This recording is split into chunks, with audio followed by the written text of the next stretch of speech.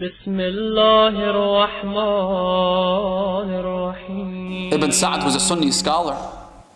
He has a book called Tabaqat ibn Sa'd. This book is about the lives of the companions in various levels. The companions of the Prophet, then the companions of the companions, and so on and so forth. He narrates the story, a man by the name of Al-Uryan.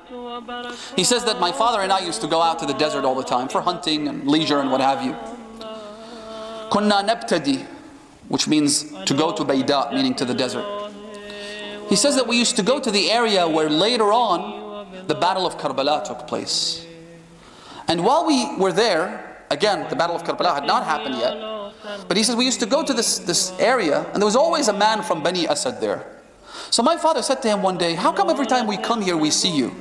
He said, well, I've heard that one day Ibn Bint Rasulullah will fight on this land and will be killed. I come here often so that maybe I could also join him. Now that's a person who's in preparation. That's a man who's in anticipation. He says, so this happened over a period of a few years. And one day, my father and I were back in Kufa, I believe they were from Kufa.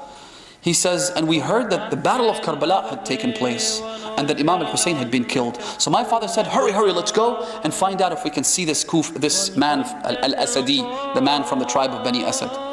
He said, so we rushed over there. We saw bodies scattered across the plains. We saw severed limbs. We saw the massacre of Karbala and its aftermath. And eventually, after looking for the body, we eventually found the Asadi, the man from Bani Asad, among those who had been killed for the sake of Imam al-Hussein. Now that's anticipation. Nusrati mu'addatun lakum, we say in ziyarat Abil Fadl al-Abbas alayhi salam. You talk about Abil Fadl al-Abbas, you talk about his loyalty to Imam al-Hussein, you talk about how he exerted every last iota of effort in his body for the sake of Hussein and the children of Hussein. You talk about all of this, then you say, وَنُصْرَتِي مُعَدَّةٌ لَكُمْ. I am also here. And I am telling you, I am here to proclaim that my support, my loyalty is there for you when the time comes. You don't have to do anything now other than be pious, other than avoid sins, other than help others find the way. Others find the light of the Ahlul Bayt. Help the other Shia be saved from the doubts and misconceptions that they're being bombarded with, especially young brothers and sisters who today are the target of so many people trying to take their religion and their faith and their beliefs away from them.